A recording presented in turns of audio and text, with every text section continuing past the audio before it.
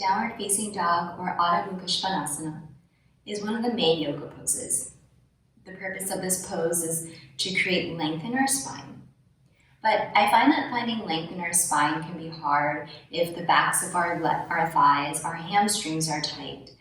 And we prioritize trying to get our legs straight and our heels to the floor. In this video, I am going to show you how to find a suitable distance between your hands and your feet in downward dog, and how to create length in your spine if your hamstrings are tight. To find my suitable distance in my downward dog, I'm going to first come onto my hands and my knees, stack my shoulders over my wrists, lengthen my legs back into a plank pose. My feet are about hips width distance apart. Without moving my hands or my feet, I'm going to lift my hips up, press down and forward with my hands, slide my hips up and back to where the ceiling meets the wall. If, when I'm moving back into my downward dog, I feel like I get stuck because the backs of my legs, my hamstrings are tight, I might feel tempted to walk my hands and my feet closer together.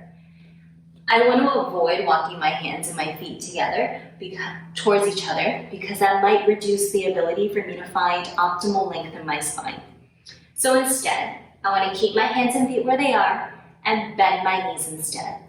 Bending my knees will help me create more space for my hips to lift, more space for my spine to lengthen, and also reduce the sensation in the backs of my legs.